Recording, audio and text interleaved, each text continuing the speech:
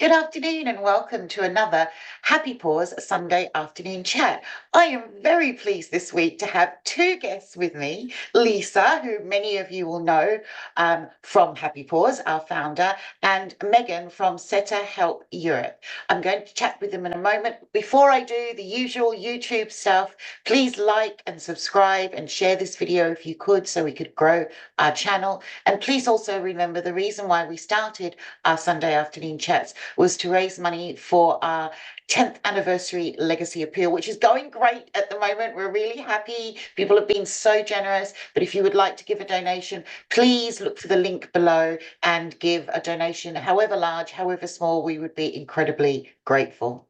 So good afternoon, ladies, and lovely to see you both. Yeah, hi Dominique, how are you doing? I'm all right. Or I'm in sunny London. You are, where are you, Lisa? East Sussex, a bit cloudy today. Okay. And Megan, where are you in the world? I'm in sunny Germany Oh, today. amazing, amazing. Megan, before we start, I wanted to ask you about your organization, who you are, your background, and what does Setter Help Europe actually do? Thank you so much for having me here today. So my name is Megan, and my organization is called Setter Help Europe. And basically, we started many years ago rescuing setters throughout Europe. So Greece, Spain, Italy, wherever it was sort of needed. And my background is something completely different. I'm actually a classical concert pianist, so something very, very different. But my second love was always animals and dogs. So I adopted my own first rescue setter. That was about 4 years ago now, and the rest is history. I never looked back, and I just got more and more involved, and I just love it. Oh, that's lovely. It's always the love of dogs, isn't it? Absolutely. That's what's driven us all here, really. Lisa, for those people who don't know you, a little bit about Happy Paws and what we do.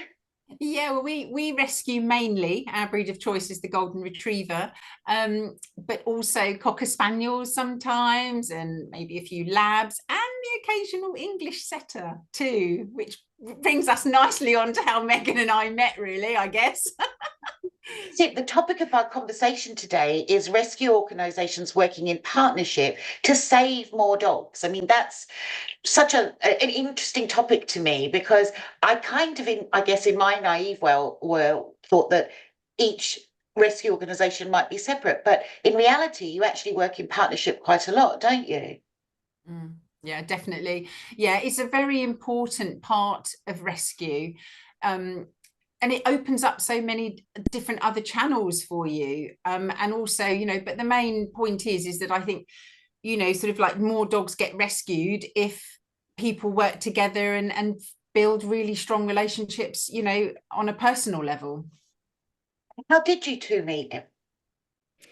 Yeah, well, we met about a year and a half ago, around Christmas time, and I was given the contact to the garden to Emre from a friend who lives in America, and she was rescuing setters, but because of the CDC ban, wasn't able to do so anymore. And so she got me in touch with Emre, and Emre got me in touch with Lisa.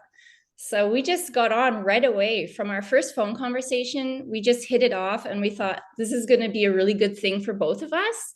And we've just, yeah, connected on so many levels. And I feel like Lisa's family now. Oh, She's my sister. Yeah, we're sisters. what have you actually done together over that last year and a half? How have you worked in partnership together? Maybe Megan Oh, could just give a brief overview. yeah. Sure. Well, so as I mentioned before, I started rescuing setters in Europe. So when I began to rescue the setters in Turkey, there's so much more involved in terms of the preparation. So it's a very long and difficult process, and getting them into the UK, it's a minefield, really, what you have to go through. So I was just so happy. So Lisa walked me through everything from the beginning, from rescuing them, everything, all the requirements, doing the paperwork, the transport. And she really just showed me the ropes and showed me the way. And we got on so well that we thought this is great to do it together. And from your point of view, Lisa, you've actually helped Megan bring some dogs to the UK, haven't you? Yeah, absolutely. And this is the whole wonderful thing about working in partnership with another organization. You know, there's no egos involved here. It's just about the friendship that we formed, and we're working together to make sure that our organizations pull together, and that will in turn rescue more dogs. So, you know, if Meghan's ever said to me, you know, we've got this particular dog, you know, that might need a little bit more sort of attention, I guess, to getting it into the UK. You know, we've worked together, we've pulled together. We just do what we have to do, and that's so positive. It's positive because it's a real pleasure to work with Meghan and her organisation. It's very easy because there isn't any drama going on. We're just getting on together to make sure that that dog comes in the correct way, and that's all that we're just trying to do. And I think, you know, it's just such a lovely, just such a lovely thing to do, because as I say, more dogs just get rescued, and that's what Meghan and I want to see. I suppose you're also quite a support system for each other, wouldn't you say? God, yeah. Absolutely. Yes. That was an emphatic yes. Oh my goodness, Meghan is my rock. Well, I feel the same way. I mean, all hours I can call Lisa, I can ask her anything if there's any kind of difficulty. It is also emotionally difficult to do what we do. So it's just so nice to have someone who's there with you and knows exactly what you're talking about, experiencing it with you. Yeah, I'm so thankful. Yeah, me too, 100%. It's really nice to hear that organizations are working in collaboration with the same goal, to save as many dogs as possible. I mean, that's such a positive thing. And no wonder you've become such great friends during that process. How in particular has the last few weeks been since the new evil law has come in Turkey? We've seen stories from our side, but I'm sure that the two of you see much more than we do. So, Meghan, how has that affected you and your rescue organisation? Yeah, I think it's really affected everyone, and it's on social media all the time. The whole world has really seen now what's going on in Turkey. And it's affected me personally, just in that I find it really difficult to see that kind of imagery, to see what's going on, to not be there, to be in Germany, but feel helpless.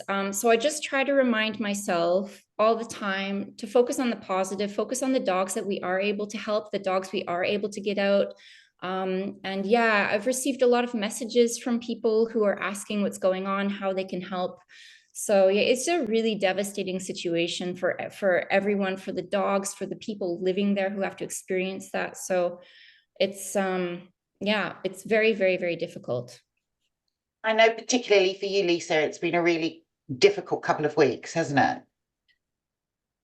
I've never experienced anything like this, to be honest. I mean, rescue is hard enough when it's sort of like a normal sort of situation, but this is the most horrific, heinous law that has affected a whole country. I've just never experienced anything like this, and I sincerely hope we never experience anything like this again. And I still have my hope that they will repeal this law. But yeah, it's really emotionally draining, and like Meghan said, things stick with you when you see images, and when you just see so much horror, and it's been mentally crushing over the last few weeks. You know, just as an example, you know, I've been fighting for days to try and get 3 golden retrievers out of a pound. I managed to get 1, and the other 2, I just didn't get there in time. Now, those images of those dear innocent souls are just with me. They're in my head. They're with me. I feel so bad that I didn't get there quick enough, even though we worked really hard to try and get them out. And this is what we're dealing with on a daily basis. But it's the people in Turkey that I feel terribly sorry for, because as Meghan said, that they're experiencing it there. They are seeing it for themselves. And it must be, oh, I can't even imagine. I don't even have a word for it, to be honest. It just must be totally crushing for them on a daily basis. So yes, but I just live in hope that things will change. But for both of you, it must be incredibly rewarding when you do get a dog out. I mean, I know, Lisa, you just talked about when you're too late for the occasional dog, but that must be an incredible rewarding thing to do. What you do, Meghan, you're finding a dog in a terrible situation, and from the rescue and then the rehoming, that must be very rewarding for you. It really is. It gives you such joy to see these dogs make a full turnaround. They're rescued from the most horrendous states, from garbage cans. They're thrown out on the side of roads, found in land mills, terrible, terrible states. They're rescued, they're brought to the center, brought to the garden. They're not in great shape. Many of them are missing fur, have issues. And you just watch, it's like a flower blossom. I mean, they turn into such amazing, well, they turn into the dogs they always were, but they're given the chance and the love and the care. And then you follow through to the time they meet their families. It's really special. I mean, it's really, yeah, it's a life-changing experience, I think, for people to rescue a dog, adopt a rescue dog, and especially for us who have just the absolute joy and pleasure of watching it all unfold. It's amazing. And there's one sitting right behind me. There she is.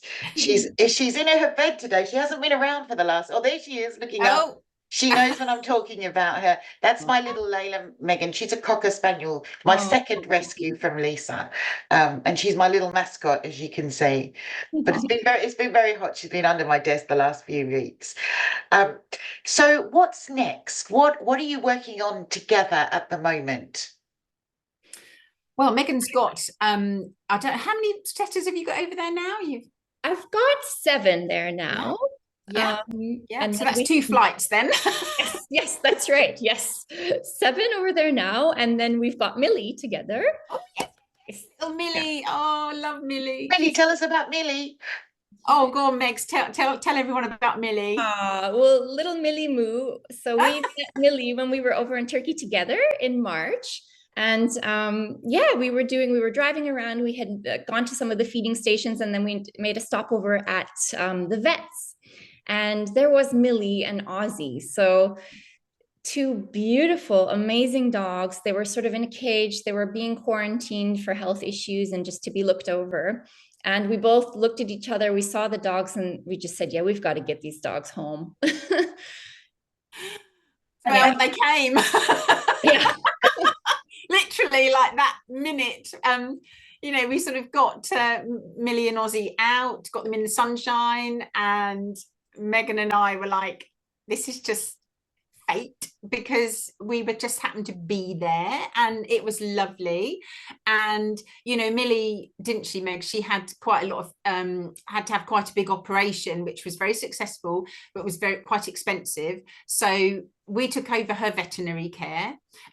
So you know, now she's better and we're literally just getting her travel ready. Meghan and I will discuss, you know, sort of how we find her a home, this, that, the other. But thanks to us just being there that day, 2 dogs got the chance of the life that they deserve. And of course Ozzy the same. And now Ozzy's actually traveling in November, so he's got a family, so I'm chuffed to bits with that.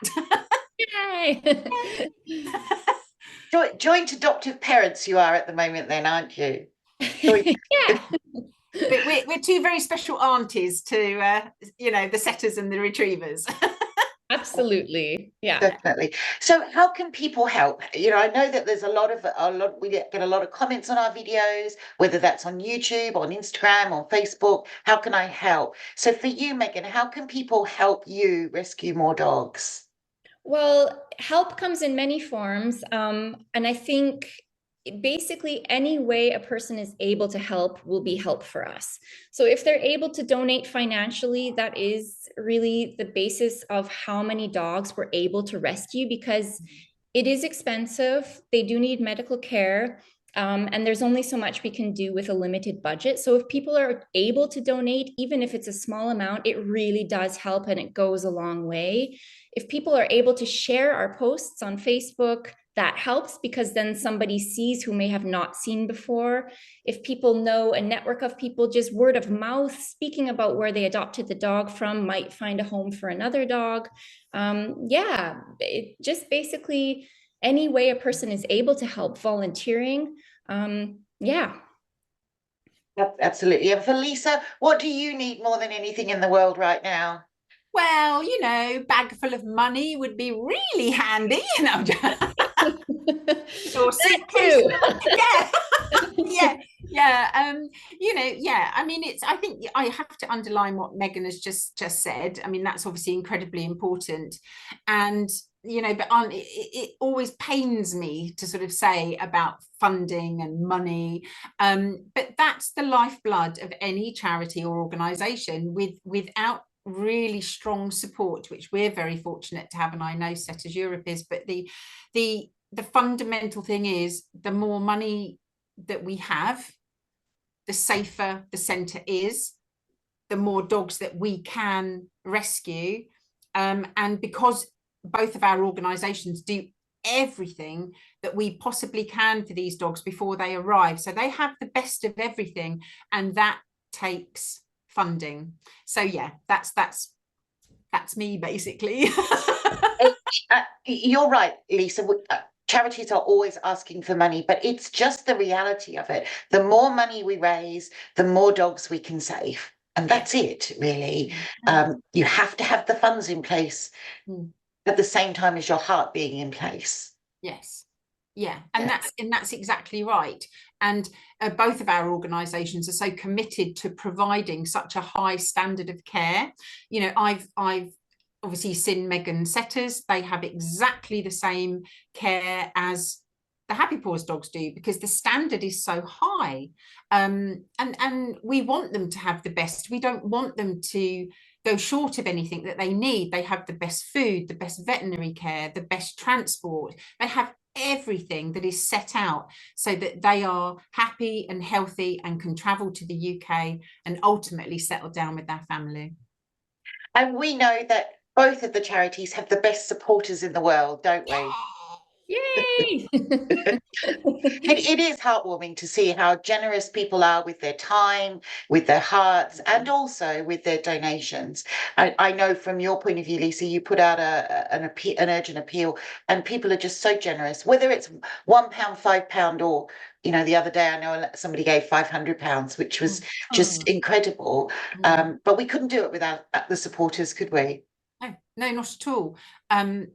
And I always say that it doesn't, you know, there's no I in team, seriously, that couldn't be resonate more with me with Happy Paws, and I'm sure Meghan understands that too, is that it doesn't matter what you do within the organisation, whether it's, you know, it's Meghan and I actually running our organisations, or whether someone is volunteering, whether somebody gives £1 or whether somebody gives 500, it doesn't make any difference. It's about the pulling together of everybody, and that's what makes our organisation so successful, because we want to do the best, but everybody has a part to play, and that's so important. And we value absolutely every single one of our supporters, regardless of what of how they help us. It doesn't matter. The fact is they're helping, and that deserves a lot of respect. Certainly does. And on a final note, would you, I think I know the answer to this question, but Meghan, would you recommend organisations, rescue organisations, working in collaboration and partnership together? Absolutely. I mean, together we are stronger. That's just the fact of the matter. So yeah, 100%, 100%. Oh, that's lovely. That's lovely. Meghan, I'm going to leave your Facebook links in the description box below, so that if people want to click on your Facebook page, see what you do, help you in some way, they definitely can. I will always have the Happy Paws listed there below as well, including our 10th anniversary legacy appeal, and also the walk that we're doing on the 8th of September, which is not very far away at all. If people want to attend that, it is a ticketed event, but I'll leave the link for that below. Ladies, I am so grateful to you both. Thank you so much for coming on. We from my point of view, from an adopted family point of view, we are so we have so much admiration for the time and the effort that you put into this. We know it's an emotional journey for you, but we have no idea what you really go through. And we are so grateful for everything you do for all these dogs and the families. Thank you so much. Oh, thanks, Dominique. Thank you so much. We'll see you all next week, everyone. Thanks for joining us for another Sunday afternoon chat. Bye-bye. Yay. Bye. Hi, everybody. Just to let you know that I'm here with my friend Meghan from Setters Europe, and Meghan's just rescued Millie, and we've rescued Ozzy. So this is really great that 2 more dogs get the life they deserve. Yay!